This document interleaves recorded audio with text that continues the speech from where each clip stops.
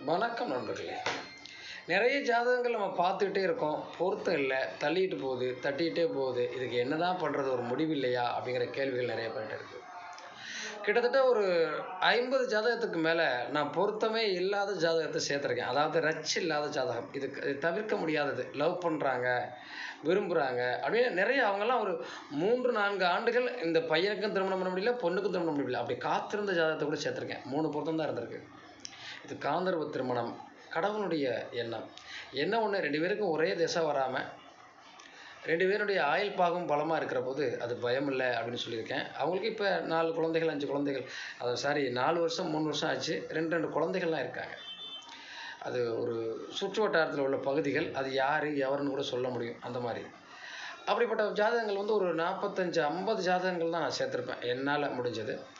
அவர்கள் திருமணமே பண்ணக்கூடாதுன்னு ஜோதிடர்கள் சொன்ன விஷயங்கள